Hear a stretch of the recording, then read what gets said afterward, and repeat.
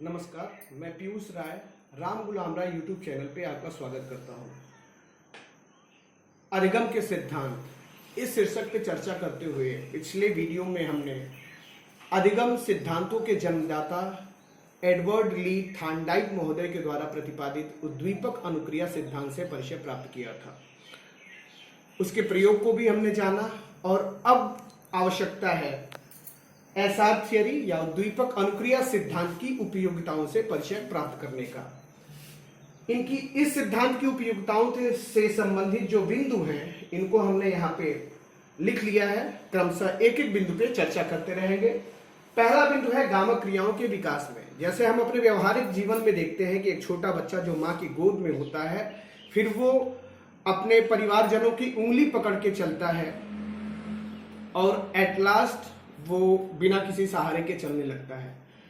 माँ की गोद से लेके ठीक से चल पाने तक के सफर में वो अनेक प्रयास करता है तथा अनेक त्रुटियां भी करता है और अंततोगत्वा वो सही अनुक्रिया करने लगता है जिसके द्वारा वह चल पाता है। तो कहीं न कहीं से हमारी जो गामक क्रियाएं हैं वो भी इस सिद्धांत की ओर संकेत करती हैं। दूसरा बिंदु, छोटे बच्चों एवं मंदबुद्धि व्यक्तियों के लिए यह उपयोगी माना जाता है। जाहिर सी बात है कि छोटे बच्चों से त्रुटियों की उम्मीद अधिक की जा सकती है और जो मंदबुद्धि व्यक्ति हैं उन्हें भी सीखने की प्रक्रिया में अनेक असफलताओं के दौर से गुजरना पड़ता है। तो इस प्रकार जो छोटे बच्चे हैं और जो मंदबुद्धि व्यक्ति हैं उनका अधिगम भी इसी सिद्धांत की ओर इशारा करता है। जो तीसरा बिंदु हमारा है वो है करके सीखना। कहीं न कहीं से ये जो सिद्धांत है ये अधिगम में क्रिया की महत्ता को दर्शाता है, क्योंकि अधिगमकर्ता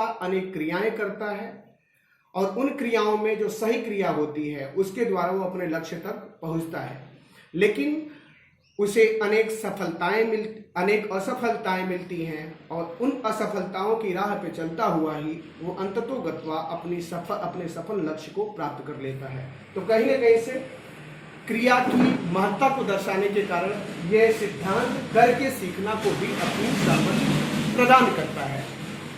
अगला बिंदु, पूर्वानुभव से लाभ उठाना। जाहिर सी बात है कि बच्चा जब अधिगम की प्रक्रिया में आगे बढ़ता है तो उसकी जो त्रुटियां हैं वो भी उसके सफल प्रयास में महत्वपूर्ण योगदान देती हैं। तो उसका जो पहले का अनुभव है वो उसको सही राह पे चलने में पथ प्रदर्शन भी करता है। तो इस प्रकार इस अधिगम में बच्चा अपने पूर्वानुभव से लाभ प्राप्त करता है। ये भी इस सिद्धांत की एक महत्वपूर्ण उपयोगिता है। अगला बिंदु, निरंतर प्रयास पर बल। जब तक अपने लक्ष्य को अधिगमकर्ता प्राप्त नहीं करता है तब तक वह निरंतर प्रयास करते रहता है।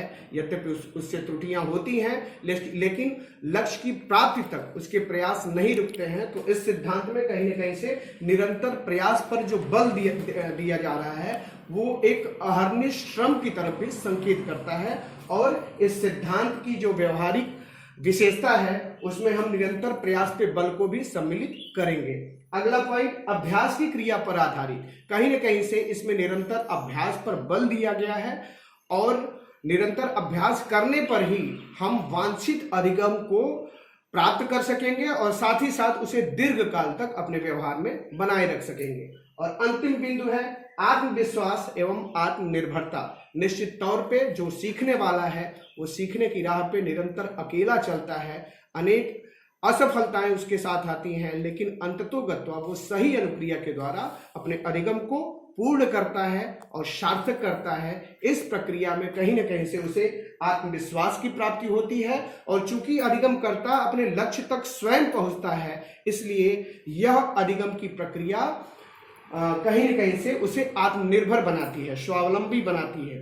तो मित्रों, ये रही एसआर थियरी या उद्दीपक अनुक्रिया सिद्धांत की कुछ व्यवहारिक उपयोगिताएं जो हमारे शिक्षा जगत से लेके हमारे सामान्य जीवन तक से जुड़ी हैं। इसी के साथ मैं आपसे इस वीडियो में विदा लेता हूं, इस वादे के साथ कि अगली वीडियो हमारे उद्दीपक अनुक्रिया सिद्धांत वर्ग से ही संबंधित होगी और वो मिस्टर पावलाव महोदय के द्वारा प्रतिपादित प्राचीन अनुबंधन से हम परिचय प्राप्त करेंगे। तब तक के लिए इजाजत दीजिए। धन्यवाद।